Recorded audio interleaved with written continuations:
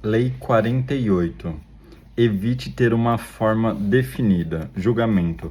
Ao assumir uma forma, ao ter um plano visível, você se expõe ao ataque. Em vez de assumir uma forma que o seu inimigo possa agarrar, mantenha-se maleável e em movimento. Aceite o fato de que nada é certo e nenhuma lei é fixa.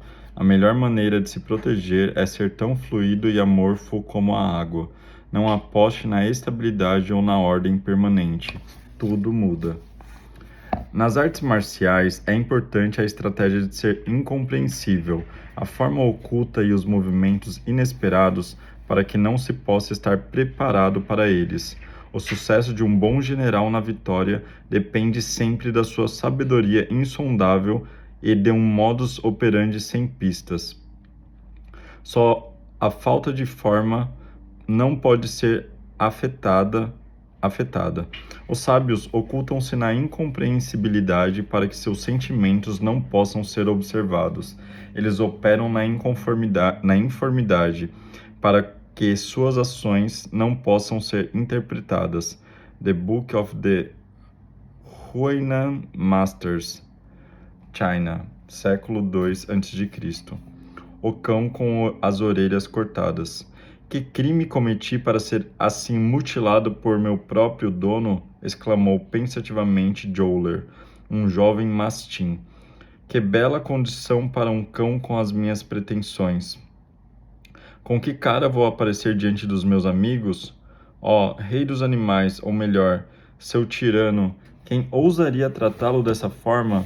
Suas queixas não eram infundadas, pois naquela mesma manhã o seu dono, apesar dos ganidos estridentes do nosso jovem amigo, cortou-lhe barbaramente as longas orelhas pendentes. Joler só queria morrer. Com o avançar dos anos, ele percebeu que a sua mutilação lhe fora mais benéfica do que prejudicial, pois sendo naturalmente inclinado a lutar com os outros, teria diversas vezes voltado para casa com essa parte desfigurada em vários pontos. Um cachorro briguento sempre tem as suas orelhas dilaceradas. Quanto menos deixarmos que os outros nos agarrem, melhor. Quando só se tem um ponto a defender, este deve ser protegido de acidentes. Veja o exemplo de Joler, que, armado com uma coleira pontiaguda e não tendo mais orelhas do que um pássaro, deixaria um lobo intrigado sem saber onde atacar. Fábulas, Jean de La Fontaine, 1621 a 1695. A lei transgredida. No século VIII a.C., as cidades-estado da Grécia tinham crescido tanto e eram tão prósperas que ficaram sem terras para sustentar as suas crescentes populações. Então elas se voltaram para o mar, fundando colônias na Ásia Menor, na Sicília, na Península Itálica até na África. A cidade-estado de Esparta, entretanto, não tinha acesso ao mar e estava cercada de montanhas. Sem poder alcançar o Mediterrâneo, os espartanos jamais foram um povo marítimo, atacando em vez disso as cidades vizinhas, e numa série de conflitos brutais e violentos que duraram mais de 100 anos, conseguiram conquistar uma imensa área com terra suficiente para os seus cidadãos. Esta solução para os seus problemas, entretanto, trouxe um outro, bem maior: como manter e policiar os territórios conquistados. Os povos subordinados que agora governavam eram 10 vezes mais numerosos. Sem dúvida, esta horda se vingaria terrivelmente. A solução encontrada por Esparta foi criar uma sociedade dedicada à arte da guerra. Os espartanos seriam mais valentes, fortes e ferozes do que seus vizinhos. Só assim poderiam garantir a sua estabilidade e sobrevivência. Aos 7 anos de idade, o menino espartano era afastado da mãe e colocado num clube militar onde era treinado para lutar e passava por uma rígida disciplina. Os meninos dormiam em camas feitas de caniços e tinham direito apenas a uma roupa para usar durante um ano inteiro. Não estudava nenhuma das artes. Na verdade, os espartanos baniram a música, e só aos escravos era permitido praticar os ofícios necessários para sustentá-los. As únicas habilidades que os espartanos ensinavam eram as da guerra. As crianças consideradas fracas eram deixadas em cavernas nas montanhas para morrer. Não se permitia nenhum sistema de moedas ou comércio em Esparta. A riqueza adquirida, eles acreditavam, semearia o egoísmo e as dissidências, enfraquecendo a sua disciplina guerreira. A única maneira de manter um espartano ganhar a vida era com a agricultura, na maior parte em terras de propriedade do Estado, que escravos chamados ilotas cultivavam para ele. A simplicidade dos espartanos permitiu que formassem a infantaria mais poderosa do mundo. Eles marchavam em ordem perfeita e lutavam com incomparável bravura. Suas falanges estreitamente cerradas venciam exércitos 10 vezes maiores, como demonstraram ao derrotarem os persas nas Termópilas. Uma coluna espartana em marcha aterrorizava o inimigo. Parecia não ter pontos fracos, mas, apesar de se mostrarem guerreiros poderosos, não estavam interessados em criar um império. Só queriam manter o que já haviam conquistado e defendê-los dos invasores. Décadas se passavam sem que houvessem uma única mudança no sistema que funcionara tão bem para preservar o status quo de Esparta. Ao mesmo tempo em que os espartanos desenvolviam a sua cultura guerreira, outra cidade-estado ascendia a igual importância: Atenas. Ao contrário de Esparta, Atenas tomara o caminho do mar, não só com o objetivo de criar colônias, mas como de fazer comércio. Os atenienses se tornaram grandes mercadores. A sua moeda, as famosas moedas de coruja, espalhou-se por todo o Mediterrâneo. Ao contrário de Esparta, os atenienses reagiam a todos os problemas com uma consumada criatividade, adaptando-se às ocasiões e criando novas formas sociais e artísticas num ritmo incrível. A sua sociedade era um fluir constante, e conforme aumentava o seu poder, passaram a representar uma ameaça para os defensivos espartanos. Em 431 a.C., a guerra entre atenienses e espartanos, que havia tanto tempo vinha sendo cozinhada em fogo brando, finalmente explodiu. Durante 27 anos, mas depois de muitas viradas de sorte, a máquina de guerra espartana finalmente venceu. Os espartanos agora comandavam um império e dessa vez não poderiam continuar dentro da casca. Se desistissem do que tinham conquistado, os derrotados atenienses se reagrupariam e avançariam sobre eles, e os longos anos de guerra teriam sido inúteis. Depois da guerra, choveu dinheiro ateniense em Esparta. Os espartanos tinham sido treinados para o combate, não para a política ou economia, e como não estavam acostumados com isso, a riqueza e seus consequentes estilos de vida os seduziram e dominaram. Os governantes espartanos foram enviados para governar as terras que antes eram atenienses, longe de casa. Sucumbiram às piores formas de corrupção. Esparta tinha derrotado Atenas, mas o estilo de vida fluido dos atenienses estava lentamente minando a sua rígida disciplina e afrouxando a sua ordem rígida. E Atenas, enquanto isso, adaptava-se à perda do seu império, tratando de prosperar como um centro cultural e econômico. Confusa com a mudança no seu status quo, Esparta foi enfraquecendo cada vez mais.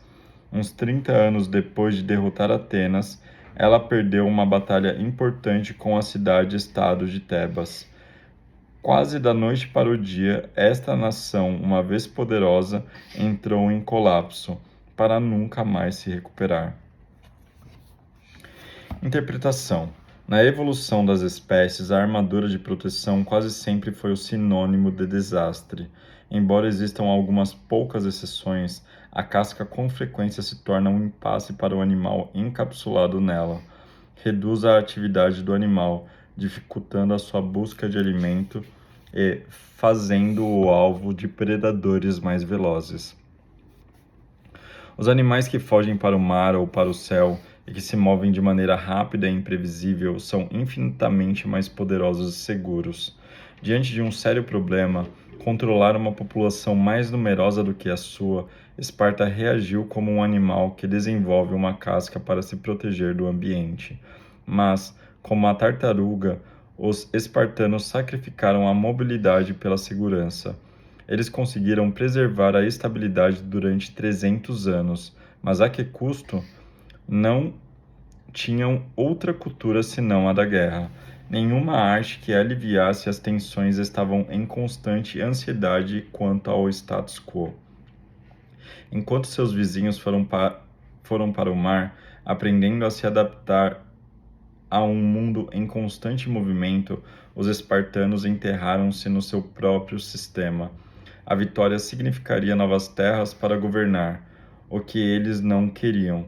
A derrota seria o fim da sua máquina militar, o que eles também não queriam. Só a estase lhes permitia sobreviver. Mas nada no mundo pode permanecer estável para sempre, e a casca ou o sistema que você desenvolve para se proteger acaba sendo a sua ruína. No caso de Esparta, não foram os exércitos de Atenas que a derrotaram, mas o dinheiro ateniense. O dinheiro flui onde existem oportunidades para isso. Não pode ser controlado ou forçado a se encaixar num padrão pré-determinado. É inerentemente caótico e, no longo prazo, o dinheiro fez de Atenas o conquistador ao se infiltrar no regime espartano e corroer a sua armadura de proteção. Na batalha entre os dois sistemas, Atenas foi fluida e criativa o suficiente para assumir novas formas, enquanto Esparta só conseguiu se tornar cada vez mais rígida até se quebrar. É assim que o mundo funciona, seja com animais, culturas ou indivíduos. Diante da severidade e dos perigos do mundo, os organismos de qualquer espécie se desenvolvem proteções. Um escudo de armas, um sistema rígido, um ritual confortador. No curto prazo pode funcionar, mas com o tempo isso significa desastre. O povo sobrecarregado por um sistema e um estilo inflexível não se move com rapidez, não percebe nem se adapta a mudanças. Vai se arrastando cada vez mais lentamente até seguirem o caminho do brontossauro. Aprenda a se mover rápido e a se adaptar, ou será devorado. A melhor maneira de fugir a este destino é não assumir formas. Nenhum predador vivo pode atacar o que não consegue ver. Um caminho sedutor e sempre fatal tem sido o desenvolvimento de um casco de proteção. Um organismo pode se proteger escondendo-se, fugindo rapidamente, atacando com eficácia, unindo-se para atacar e se defender de outros indivíduos da mesma espécie, e também encapsulando-se em placas e espinhas ósseas. Quase sempre a experiência da armadura falhou. As criaturas que a adotaram tendem a ficar desajeitadas. Elas têm de se mover com a relativa lentidão. São obrigadas, portanto, a se alimentar basicamente de vegetais, ficando assim, em geral, em desvantagem comparadas com inimigos que se nutrem de alimentos de origem animal mais rapidamente aproveitáveis. Os sucessivos fracassos da armadura mostram que, mesmo num nível de evolução um tanto lento, a mente triunfou sobre a simples matéria. Este é o tipo de triunfo do qual o homem tem sido o exemplo supremo. Scientific Theory and Religion, E. W. Barnes, 1933. A lebre e a árvore. O sábio não procura imitar os passos dos antigos nem estabelecer padrões fixos que sejam eternos, mas examina o que é da sua época e aí, então, prepara-se para lidar com isso. Havia em Sung um homem que lavrava um campo onde se erguia o tronco de uma árvore. Certa vez, uma lebre, correndo veloz, esbarrou no tronco, quebrou o pescoço e morreu. O homem então largou o arado e ficou observando a árvore, esperando conseguir uma outra lebre. Mas não conseguiu nunca outra lebre e foi alvo dos sisos do povo de Sung. Ora, supondo que alguém quisesse governar o povo na era atual com as políticas dos primeiros 6, estaria agindo exatamente como o homem que ficou observando a árvore. Han Fei-tzu, filósofo chinês, século III a.C. A lei observada. Quando a Segunda Guerra Mundial terminou e os japoneses foram finalmente expulsos da China, que tinham invadido em 1937, os nacionalistas chineses, liderados por Chiang Kai-shek, decidiram que era hora de acabar com os comunistas chineses, seus odiados rivais, de uma vez por todas. Em 1935, eles já haviam quase conseguido, forçando os comunistas a empreenderem a longa marcha, a extenuante retirada que reduziu imensamente seus números.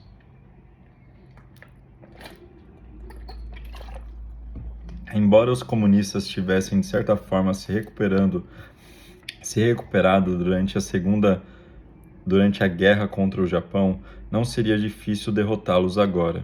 Eles controlavam apenas áreas isoladas no interior, tinham armas pouco sofisticadas, faltava-lhes experiência militar ou treinamento além dos combates nas montanhas, e não controlavam partes importantes da China, exceto áreas da Manchúria, que haviam conseguido tomar depois da retirada dos japoneses. Chiang decidiu confiar a Manchúria às suas melhores forças. Ele tomaria suas principais cidades e dessas bases se espalharia pela região industrial ao norte, varrendo dali os comunistas. Com a queda da Manchúria, os comunistas entrariam em colapso. Em 1945 e 1946, o plano funcionou perfeitamente. Os nacionalistas tomaram com facilidade as principais cidades da Manchúria. Curiosamente, entretanto, a despeito dessa campanha crítica, a estratégia comunista não fazia sentido. Quando os nacionalistas começaram a sua investida, os comunistas se dispersaram para os cantos mais distantes da Manchúria. Suas pequenas unidades atormentaram os exércitos nacionalistas, fazendo uma emboscada aqui, batendo em retirada inesperadamente ali. Mas como essas unidades dispersas nunca se juntavam, era cada vez mais difícil atacá-las. Elas capturavam uma cidade só para devolvê-la semanas depois. Sem formar retaguardas nem vanguardas, elas eram como azougue, jamais permanecendo num só lugar, esquivas e sem forma definida. Os nacionalistas atribuíam isso a duas coisas: covardia diante de forças superiores e inexperiência em estratégia. Mao Tse-tung, o líder comunista, era o mais poeta e filósofo do que general. Enquanto Chiang tinha estudado técnicas de guerra no Ocidente e era discípulo do escritor militar alemão Karl von Clausewitz, entre outros. Mas um padrão acabou se revelando nos ataques de Mao. Depois que os nacionalistas tomaram as cidades, deixando os comunistas ocuparem o que em geral se considerava um espaço inútil da Manchúria, esses começaram a usar aquele grande espaço para cercar as cidades.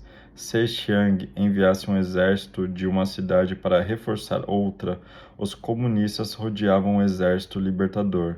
As forças de Chiang foram lentamente se partindo em unidades cada vez menores, isoladas umas das outras, com as linhas de suprimento e comunicação cortadas. O poder de fogo dos nacionalistas ainda era superior, mas, se não podiam se mover, do que adiantava? Uma espécie de terror tomou conta dos soldados nacionalistas. Os comandantes que se encontravam confortavelmente distantes do fronte podiam rir de mal. Mas os soldados tinham combatido os comunistas nas montanhas e temiam a sua indefinição. Agora estes soldados ficavam estagnados nas suas cidades, observando seus velozes inimigos, fluidos como a água, inundando-os por todos os lados. Parecia haver milhões deles. Os comunistas também cercavam os espíritos dos soldados, bombardeando-os com propaganda para baixar o seu moral e pressioná-los a desertar. Os nacionalistas começaram a se render mentalmente. Suas cidades cercadas e isoladas começaram a ruir antes mesmo de serem atacadas diretamente. Uma após outra, elas foram caindo em rápida sucessão. Em novembro de 1948, os nacionalistas entregaram a Manchúria aos comunistas, um golpe humilhante para o exército nacionalista tecnicamente superior e que se mostrou decisivo para a guerra. No ano seguinte, os comunistas controlavam toda a China. Interpretação: os dois jogos de tabuleiro que mais se aproximam das estratégias de guerra são o xadrez e o Go, um jogo asiático. No xadrez, o tabuleiro é pequeno. Comparado com o Go, o ataque é feito relativamente rápido, forçando uma batalha decisiva. Raramente vale a pena recuar ou sacrificar suas peças, que devem se concentrar em áreas-chave. O Go é bem menos formal. É jogado sobre um quadriculado grande, com 361 intersecções, quase 6 vezes mais posições do que no xadrez. Pedras brancas e pretas, uma cor para cada lado, são colocadas nas intersecções, uma de cada vez, onde você quiser. Depois que todas as suas pedras, 52 para cada lado, estiverem no tabuleiro, o objetivo é isolar as pedras do adversário cercando-as. Uma partida de Go, chamada na China de Weiqi, pode chegar até 300 movimentos. A estratégia é mais sutil e fluida do que a do xadrez, desenvolvendo-se lentamente. Quanto mais complexo o padrão do seu adversário, complexo o padrão que as suas pedras inicialmente criarem no tabuleiro, mais difícil para o seu adversário compreender a sua estratégia. Não vale a pena lutar para controlar uma determinada área. Você precisa pensar em termos mais amplos. Estar preparado para sacrificar uma área para no final dominar o tabuleiro. Você busca não só uma posição entrincheirada, mas a mobilidade. Com mobilidade você pode isolar o adversário em pequenas áreas, para depois cercá-las. O objetivo não é tomar logo as peças do adversário, como no xadrez, mas induzir uma espécie de paralisia e colapso. O xadrez é linear, orientado para posições e agressivo. O Go não é linear e fluido. A agressão é indireta até o fim do jogo, quando o vencedor pode cercar as pedras do adversário em ritmo acelerado. Os estrategistas militares chineses foram influenciados pelo Go durante séculos. Seus provérbios foram várias vezes aplicados à guerra. Mao Tse-tung era viciado em Weiqi, e os preceitos desse jogo encontraram-se entranhados em suas estratégias.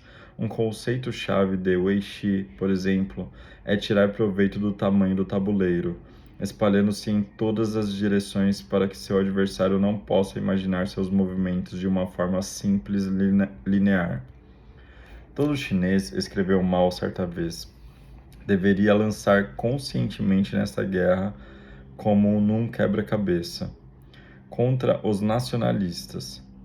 Coloque seus homens num padrão de quebra-cabeça no Go, e seu adversário se perde tentando imaginar o que você pretende. Ou ele perde tempo correndo atrás de você, ou, como Chiang Kai-shek, supõe que você é incompetente e não está se protegendo. E se ele se concentrar em áreas isoladas, como aconselha a estratégia ocidental, torna-se um alvo fácil para cercar. No estilo de guerra Weiqi, você cerca o cérebro do inimigo, usando jogos mentais, propaganda e táticas que irritam para confundir e desanimar. Esta foi a estratégia dos comunistas, uma aparente informidade que desorientou e aterrorizou o inimigo. Enquanto o xadrez é linear e direto, o antigo jogo de Go está mais próximo do tipo de estratégia que se mostrará relevante no mundo onde as batalhas se travam indiretamente, em áreas vastas e desconexas. Suas estratégias são abstratas e multidimensionais, habitando um plano além do tempo e do espaço, a mente do estrategista. Nesta forma fluida de guerrear, você valoriza mais o movimento do que a posição. A sua velocidade e mobilidade tornam impossível prever seus movimentos. Incapaz de compreendê-lo, o inimigo não consegue definir uma estratégia para derrotá-lo. Em vez de se fixar em determinados pontos, esta forma indireta de guerrear se espalha, assim como você pode tirar proveito da grande e desconecta natureza do mundo real. Seja como o vapor, não dê aos seus adversários nada de concreto para atacar. Observe-os se exaurindo, correndo atrás de você, tentando competir com a sua intangibilidade. Só a intangibilidade permite a você realmente surpreender os seus inimigos. Quando eles descobrem onde você está e o que pretende, já é tarde demais. Quando vocês querem nos combater, nós não permitimos e vocês não conseguem nos encontrar. Mas quando nós queremos combater vocês, garantimos que vocês não fujam e os atacamos categoricamente e os exterminamos. O inimigo avança, nós recuamos. O inimigo acampa, nós hostilizamos. O inimigo cansa, nós atacamos. O inimigo recua, nós perseguimos.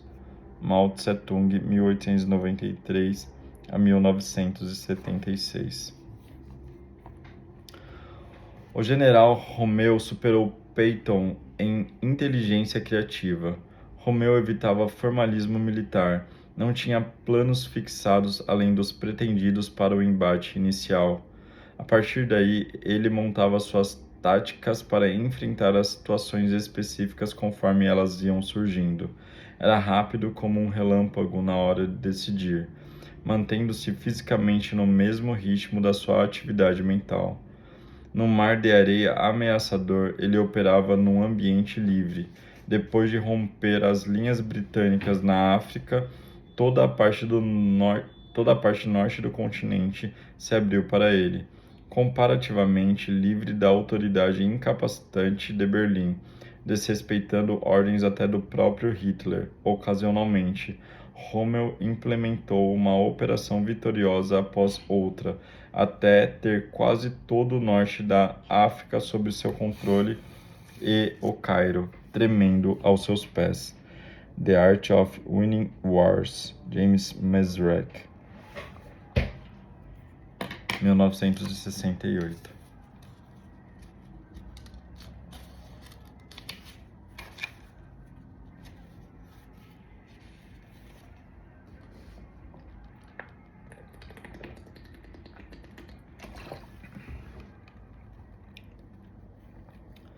A armadura de caráter. Para colocar em prática a inibição instintiva exigida pelo mundo moderno e aguentar a estase de energia resultante dessa inibição, o ego tem de sofrer uma mudança. O ego, isto é, aquela parte da pessoa que se expõe ao perigo, enrijece, como dizemos, ser submetida continuamente aos mesmos ou semelhantes conflitos entre a necessidade e um mundo exterior atemorizante. Ele adquire neste processo um modo de reação crônico automático, isto é, o seu caráter. É como se a personalidade afetiva colocasse dentro de uma armadura, como se a casca dura que ele desenvolve tivesse a intenção de desviar e enfraquecer os golpes do mundo exterior, assim como o clamor de necessidades interiores. Esta armadura torna a pessoa menos sensível ao desprazer, mas também restringe a sua motilidade libidinosa e agressiva para as conquistas e o prazer. Dizemos que o ego se tornou menos flexível e mais rígido. e que a habilidade para regular a economia de energia depende da extensão da armadura. William Reich, 1897 a 1956.